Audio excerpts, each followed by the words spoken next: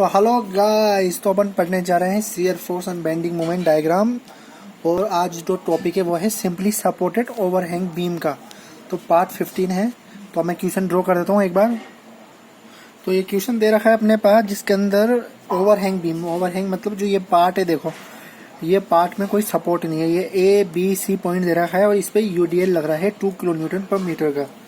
और ए से जो बी तक की डिस्टेंस है वो है 4 मीटर और बी से सी तक की है 2 मीटर। ओवरहैंग इसलिए बोल रहे हैं क्योंकि, तो अब देखो इसके अंदर क्या होता है। ओवरहैंग करने से पहले सबसे पहले आपको एक चीज मैं समझाना चाहूंगा कि पॉइंट ऑफ कॉन्ट्रा फ्लेक्चर क्या होता है। पॉइंट ऑफ कॉन्ट्रा फ्लेक्चर एक इसका पार्ट है जो आपको समझना चाहिए। देखो पॉइंट ऑफ कॉन्ट्रा फ्लेक्चर में सिंपल सी बात, बेंडिंग मोमेंट जीरो होता है। कब जीरो होता है? पोजीशन चेंज करता है जब वो या तो पॉजिटिव से नेगेटिव की तरफ जा रहा हो या नेगेटिव से पॉजिटिव की तरफ जा रहा हो। मतलब बेंडिंग मोमेंट में जब भी अपन कोई डायग्राम बनाते हैं तो उसमें जैसे जैसे नेगेटिव से वो पॉजिटिव की तरफ जा रहा हो या पॉजिटिव से नेगेटिव की तरफ जा रहा हो, तो एक ऐसा पॉइंट आता है जिसमें बेंडिंग मोमेंट होता है जीरो। तो वही जो जीरो बेंडिंग मोमेंट होता है ना, उसको कहते हैं अपन पॉइंट ऑफ कॉन्ट्रा फ्लेक्चर।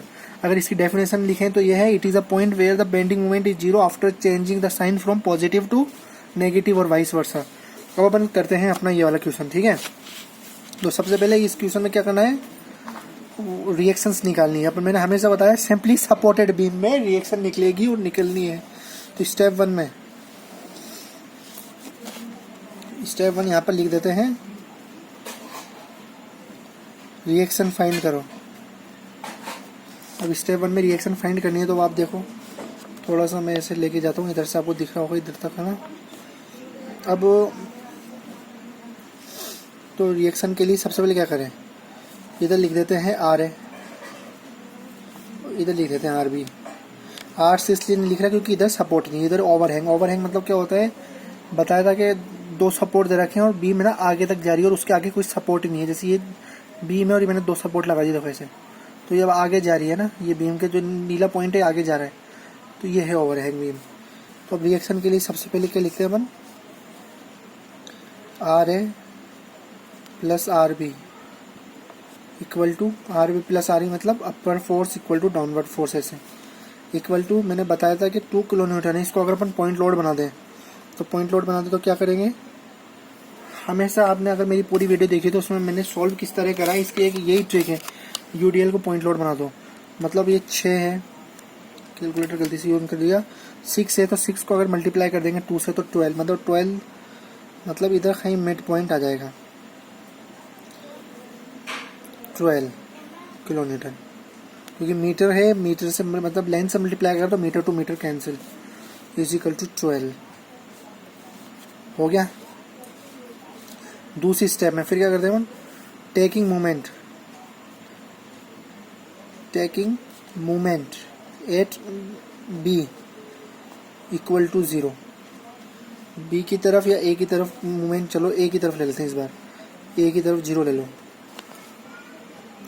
अगर ए की तरफ 0 ले लिया तो मतलब जितने भी जो लोड है, force into perpendicular distance, force into perpendicular distance हमको लाना होगा। अब साइन कन्वेंशन, अपन एक अगर पॉजिटिव ले रहे हैं तो दूसरा उसका नेगेटिव लेंगे। तो मतलब जैसे R B taking moment at A equal to 0 लिया है अपन ने, तो आर बी इंटू कितनी लेंथ है, 4, तो आर बी इंटू 4, क्योंकि मूवमेंट कर रहे हैं तो मूवमेंट क्या होता है, फोर्स इंटू परपेंडिकुलर डिस्टेंस। तो फोर्स तो ये रहा परपेंडिकुलर डिस्टेंस, और ये पॉजिटिव ले रहे हैं तो अब आगे वाला जो अलग अपोजिट साइन उसको नेगेटिव ले लेंगे। तो अब अपन बात करते हैं इसकी। तो इसको अपन ने पॉइंट लोड माना था, तो पॉइंट लोड आया था 12 किलो न्यूटन आया था मिड पॉइंट पे। तो मतलब ये 6 है, तो 6 का आधा होता है ये 3, मान के चलो ये 3 और यहाँ से ये 3, सही है। तो ये 3 हो गया, तो मतलब 12 मल्टीप्लाई बाय 3, ये समझ में आ गया होगा आपको, इक्वल टू मोमेंट एट ए अपन ने 0 माना था तो 0 ले दिया। 12 क्यों आया, 12 इसलिए आया क्योंकि अपन ने जो यूडीएल लग रहा था इसको पॉइंट लोड बना दिया। पॉइंट लोड कैसे बनाया, इसकी ओवरऑल लेंथ, जितना भी यूडीएल जितनी भी लेंथ पर लगता है उसको उसकी लेंथ से मल्टीप्लाई कर देते हैं, वो होता था पॉइंट लोड, वही करा है। मतलब जैसे ये पूरी लेंथ थी 6, तो 6 को 2 से मल्टीप्लाई करो 12, तो 12 हो गया पॉइंट लोड। अब इसको सॉल्व कर लेते हैं। आर बी इंटू 4 माइनस, तो R B equal to exactly R B कितना आया 36/4 is equal to 9 kilo newton.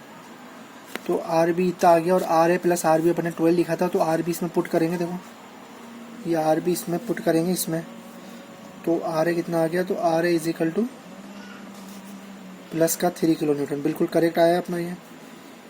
तो अब अपन आर ए लिख देते हैं 3 किलो न्यूटन इधर, और आर बी क्या लिख देते हैं 9 kilo Newton. First step complete हो गई, रिएक्शन फाइंड करनी। सेकंड स्टेप क्या करना है, shear force direct. Shear force आपको हमेशा बताया कि उसी पॉइंट का बता देते हैं कि जिस पॉइंट का अपन को निकालना होता है। तो स्टार्ट करते हैं शियर फोर्स एट सी की तरफ। तो देखो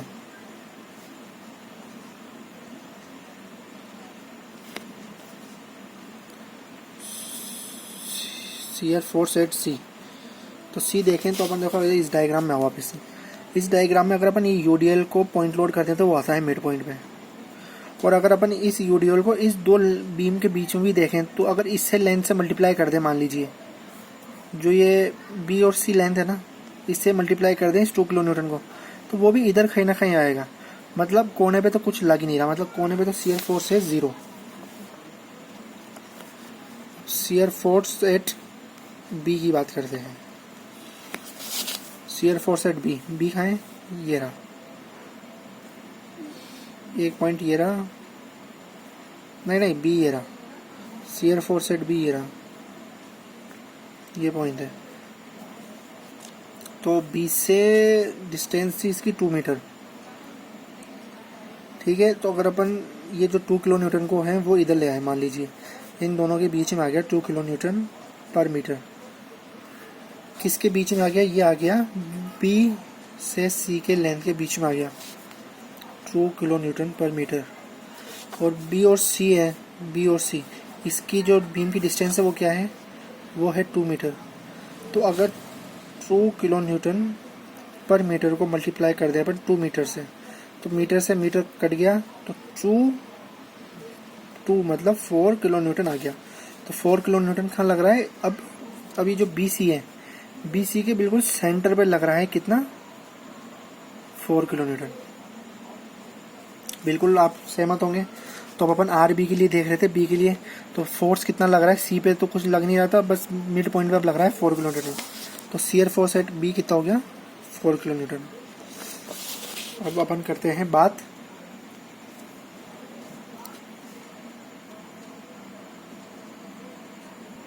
अब अपन ने ये shear force at B 4 kilo newton निकाल लिया। लेकिन अगर अपन डायग्राम को देखें तो अपन ने देखो एक रिएक्शन आर ए और आर बी भी निकाली थी। तो आर ए निकाला था जो अपन ने 3 किलो न्यूटन निकाला था, और आर बी अपन ने 9 किलो न्यूटन निकालना था। अब ये तो क्या हो गया, पॉइंट लोड की तरह एक्ट कर रहा है, सही है। और अभी अपन ने ये यूडीएल कर दिया था सॉल्व। अब आर बी अगर अपन देखें तो जब भी अगर अपन शियर फोर्स डायग्राम बनाएंगे तो अपन को दिमाग में क्या रखना होगा कि 9 लग रहा था नीचे से और 4 लग रहा था ऊपर से, तो कितना बचा, माइनस का 5 किलो न्यूटन और बचा। तो अपन को शियर फोर्स डायग्राम में इसको भी शो करना होगा, क्योंकि 4 तो लग गया ये टोटल, और 9 था इधर भी, इस तरह। फिर अपन चलते हैं शियर फोर्स एट ए की तरफ। शियर फोर्स एट ए की तरफ चलते हैं, तो उसमें क्या करना है, जितने वो दिख रहे हैं उतने आप लगाते जाओ। तो अब मैं एक डायग्राम वापस से बना देता हूँ शियर फोर्स एट ए के लिए, उसमें थोड़ा कन्फ्यूजन हो जाए तो अगर आपको, तो इस तरह था डायग्राम। ये ए है, ये बी है और ये सी है। यहाँ ए तो आ गया था अपना शियर फोर्स एट ए, मतलब जो रिएक्शन आर आ गया था वो आ गया था 3, ये आ गया था 9 किलो न्यूटन। इधर कुछ है नहीं था, इधर ये यूडीएल लग रही है हर जगह पूरी पे, कितने की लग रही है, 2 किलो न्यूटन पर मीटर की लग रही है। इधर से इसकी लेंथ है वो कितनी है, वो है 4 मीटर की। और ये जो लेंथ है ये है 2 मीटर। अब शियर फोर्स 8 है, मतलब अपन को जहाँ पर शियर फोर्स 8 की बात करते हैं सबसे पहले 2 किलो न्यूटन को देखते हैं। 2 किलो न्यूटन पूरे बीम पर है, पूरे बीम की बात करते हैं। तो अगर इसको पॉइंट लोड बना देते तो 12 आ जाएगा, मतलब एक तो 12 आ गया। और साइन कन्वेंशन देखते हैं, तो साइन कन्वेंशन में अपन इस तरह देखते हैं, पॉजिटिव नेगेटिव। तो ये ऊपर आ रहा है और ये इससे मैच हो रहा है, और अपन यूँ बढ़ते हुए जा रहे हैं लेफ्ट की तरफ, left to right to left की तरफ बढ़ रहे हैं।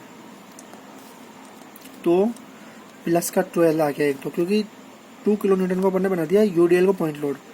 फिर उसके बाद एक ये वाला लोड है 9, जो अलग डिपॉजिट साइड में है, जो इसके साइन कन्वेंशन से मैच हो रहा है। तो 12 minus 9 equal to 3 kilo newton. तो शियर फोर्स एट ए कितना आ गया, 3 किलो न्यूटन आ गया। तो अपन ने एग्जैक्ट सारी वैल्यू निकाली। अब अपन को क्या शियर फोर्स डायग्राम ड्रॉ करना है। तो सबसे पहले अपन एक बार वैल्यू लिख लेते हैं, देखो सारी फिर ड्रॉ करते हैं। R A sorry shear force at A, shear force at B और शियर फोर्स एट सी। तो शियर फोर्स एट सी आया है 0, शियर फोर्स एट सी आया है 0। शियर फोर्स एट बी एक बार तो आया था 4 किलो न्यूटन जो था यूडीएल, फिर उसके बाद आया था पॉइंट लोड। तो शियर फोर्स एट बी पहले तो आया था अपना 4 किलो न्यूटन। फिर shear force at B dash, मतलब उसमें ही जो वो लोड लग रहा था वो लग रहा था -5 किलो न्यूटन नीचे से। और शियर फोर्स एट जो अपन ने कैलकुलेट करा है वो आया है 3 किलो न्यूटन, 3 किलो न्यूटन। तो अपन किस तरह डायग्राम बनाएंगे,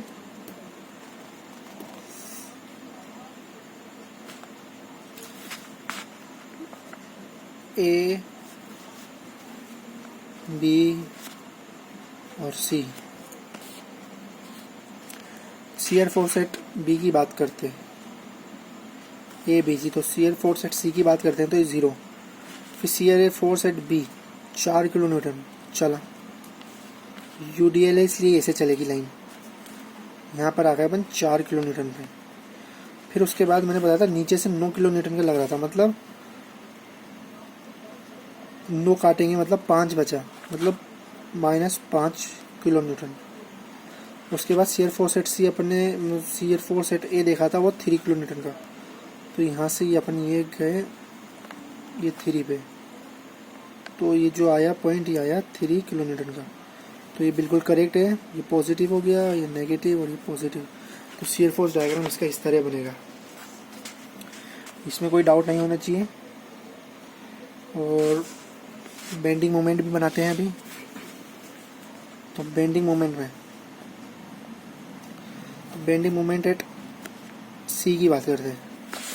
सी में अगर अपन देखें तो ना कोई अपन को लोड दिख रहा है, ना इसकी कोई डिस्टेंस दिख रही है, perpendicular distance. Force into perpendicular distance में तो ये 0 होगा, पहली बात। अब बात करते हैं अपन shear force bending moment at B की। बेंडिंग मोमेंट एट बी की बात करते हैं तो देखो ये 2 किलो न्यूटन का लोड इन दोनों के बीच में ले आएंगे, तो ये हो जाएगा 4 kilo newton point load. B to C के लिए पॉइंट लोड करा तो वो 4 किलो न्यूटन का हो गया, और वो भी 1 डिस्टेंस पे। इधर से 1 मीटर हो गया, इधर से 1 मीटर हो गया पॉइंट लोड 4 किलो न्यूटन का, सही है। तो और अपन देख लेंगे बी के लिए, मतलब फोर्स इंटू परपेंडिकुलर डिस्टेंस। तो फोर्स इंटू परपेंडिकुलर डिस्टेंस। और साइन कन्वेंशन अपन ने ये देखा है, हर पार्ट में अपन करते हुए आ रहे हैं। 2 ऊपर एरो हैं तो पॉजिटिव, 2 नीचे एरो हैं तो नेगेटिव। तो अपन कैसे चलते हुए आ रहे हैं, राइट टू लेफ्ट चलते हुए आ रहे हैं। अपन बी के लिए देख रहे हैं तो ऐसे लेफ्ट नीचे आ रहा है तो नेगेटिव में करेंगे तो कितना आ गया, 4 × 1 equal to 4 kilo newton metre. Bending moment at B आ गया। अब उसके बाद अपन निकालेंगे शियर फोर्स एट ए पे। तो ए निकालेंगे। अब देखो जो मैंने तुम्हें सबसे पहले जो एक डेफिनेशन लिखवाई थी पॉइंट ऑफ कॉन्ट्राफ्लेक्चर, तो इस क्वेश्चन में वो चीज़ है। अब मैंने आपको इतने अच्छे कॉन्सेप्ट से समझाया कि ना ये चीज़ समझने में आवे ना, मतलब बिल्कुल तुरंत समझ जाओगे। अब तुरंत कैसे समझोगे, देखो अपन ने बेंडिंग मोमेंट निकाल लिया, बेंडिंग मोमेंट सी निकाल लिया, बेंडिंग मोमेंट बी निकाल लिया, 4 किलो न्यूटन, ठीक है। अब पॉइंट ऑफ काउंटर फ्लेक्चर कैसे आएगा, तो इसके लिए एक बार और डायग्राम बनाएंगे और उसके बाद आप बिल्कुल ज़िंदगी में कभी प्रॉब्लम ही नहीं आएगी, क्योंकि अपन जो चीज़ करते हैं ना वो परफेक्ट करते हैं हर चीज़ को। अब देखो एक लास्ट बार डायग्राम इसलिए बना रहा हूँ क्योंकि ये चीज़ है ना ऐसे नहीं निकलनी चाहिए यार, फिर मज़ा नहीं आएगा।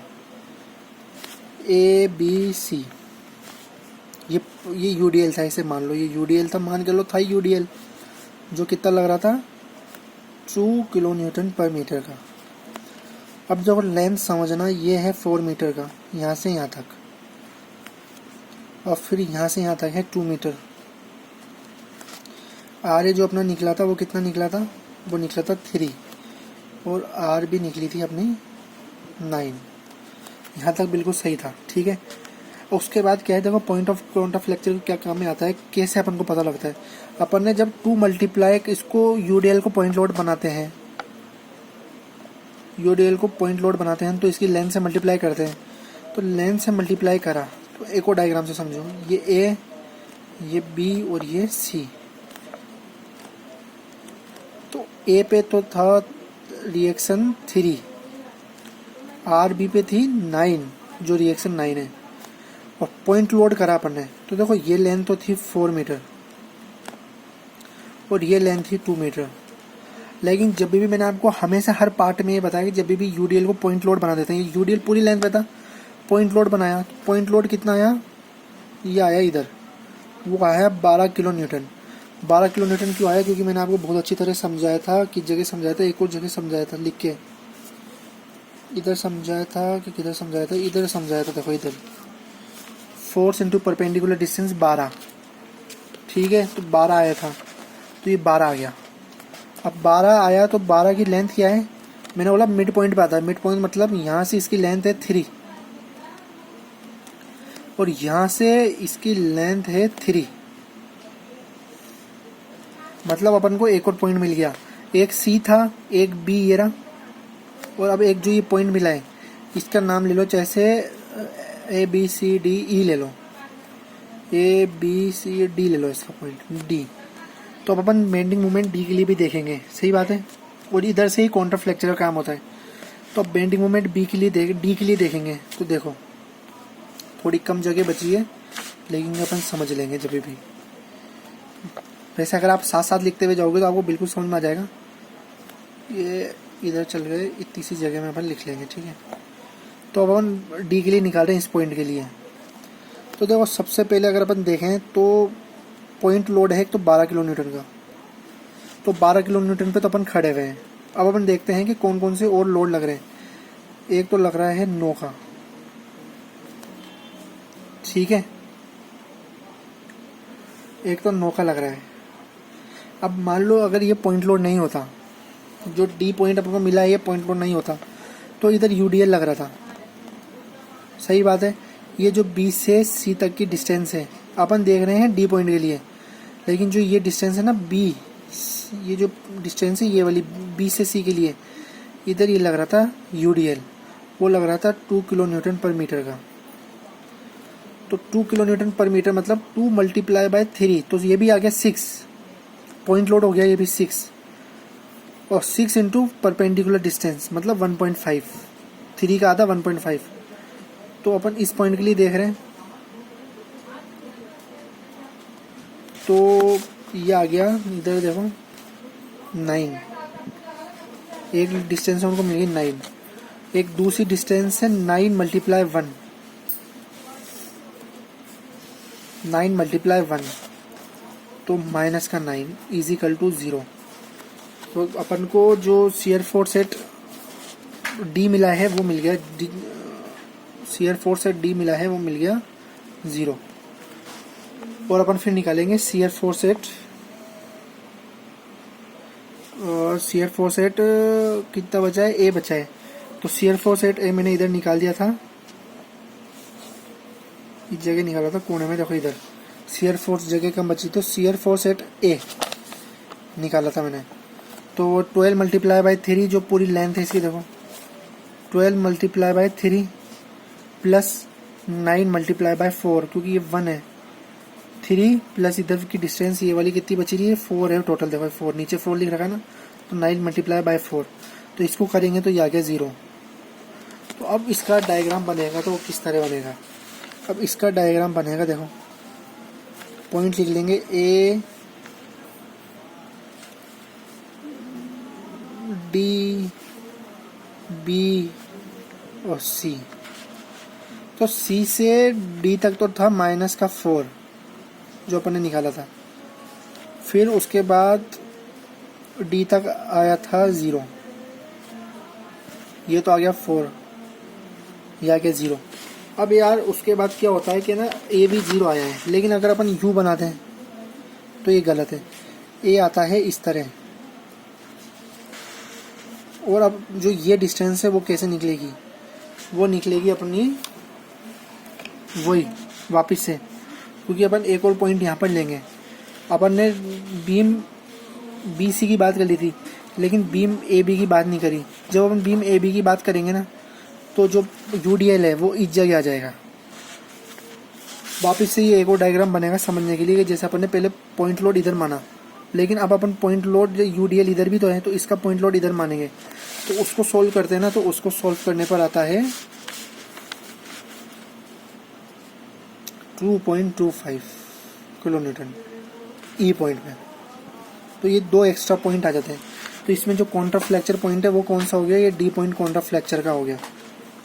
इस तरह भाई ये पूरा सॉल्व होता है। थोड़ा कॉम्प्लिकेटेड हो जाता है इसके अंदर, क्योंकि इसमें शियर फोर्स ओवरहैंग बीम के अंदर थोड़ा कॉम्प्लिकेटेड हो जाता है।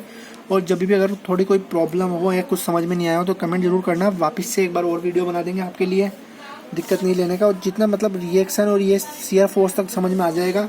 अगर बेंडिंग मूवमेंट में मुझे लगता है थोड़े बहुत आपको कुछ नहीं आएगा, शायद ये काउंटर फ्लेक्चर वाला पार्ट शायद थोड़ा कम बच्चों को आए समझ में, लेकिन एक बार कोशिश करना, रिपीट करना, और जब भी समझ में नहीं आता है तो कोई बात नहीं, एक बार और वीडियो बना देंगे। आज के लिए इतना ही। Thank you very much for the lovely audience. करा था पार्ट 15। तो हेलो गाइस, तो कल अपन ने क्वेश्चन करा था पार्ट 15 का।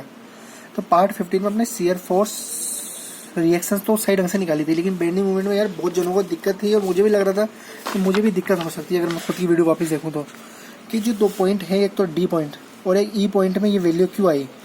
क्योंकि जब अपने क्वेश्चन करा था ना, तो उसके अंदर रिएक्शन के लिए सिंपली सपोर्टेड में ए बी सिर्फ 2 पॉइंट दे रखे थे, सी भी दे रखा था, तो ए बी दे रखा था, तो ओनली डायग्राम ए बी के और ए के लिए बनता। लेकिन ये डायग्राम डी और ई के लिए क्यों बना, तो इसका ही छोटा सा पॉइंट ऑफ व्यू है, तो वो आप समझना। यहाँ पर एक बार अपन डायग्राम फिर बनाते हैं। देखो ये डायग्राम हमने बनाया, जिधर ये रिएक्शन दे रखी थी ए, इधर था बी और इधर था सी, और इधर 2 किलो न्यूटन पर मीटर हर जगह लग रहा था। अब देखो क्या सीन है इसका, कि सबसे पहले तो देखो इसकी लेंथ लिखते हैं, लेंथ से बहुत फर्क पड़ेगा। 4 मीटर था ए से बी की, और बी से सी की थी 2 मीटर। देखो सबसे पहले ए बी सी आप निकाल लो, ए बी सी आप निकाल लोगे। मान लिया ए पे 0 आ रहा था, बी पे -4 आ रहा था, और सी पे 0 आ रहा था। कल की बात है, तो सिंपल से आप खुद निकाल लोगे। लेकिन एक्स्ट्रा पॉइंट क्यों आए, पॉइंट ऑफ काउंटर फ्लेक्चर क्यों आए, तो देखो क्या है कि अगर अपन ये जो यूडीएल है, इसको अगर अपन पॉइंट लोड बनाते हैं, तो पॉइंट लोड आ जाएगा इधर। ये जैसे लेंथ है, ये लेंथ 6 मीटर की लेंथ है, तो पॉइंट लोड जो 12 किलो न्यूटन आएगा ना, ये आ जाएगा इसके आधे आधे पे। एक तो आ जाएगा 3 मीटर पे, एक आ जाएगा 3 मीटर पे। ये अपन को मानना पड़ता है, सपोज करना पड़ता है कि अगर अपन पॉइंट लोड बना देते हैं ना, तो 3-3 मीटर पे भी कुछ ना कुछ इफेक्ट रहेगा। तो देखो 3 मीटर पे सॉल्व करते हैं ना, तो 3 मीटर पे सॉल्व करते हैं, तो देखो ये तो 2 मीटर था, 2 मीटर के बाद आ गया 3 मीटर, 3 मीटर पे आता है। तो मतलब ये जो पॉइंट था अपना कल वाला सॉल्व करना, ये डी वाला, इधर देखो 3 मीटर वाला, तो इस पे तो हो जाएगा ये 0।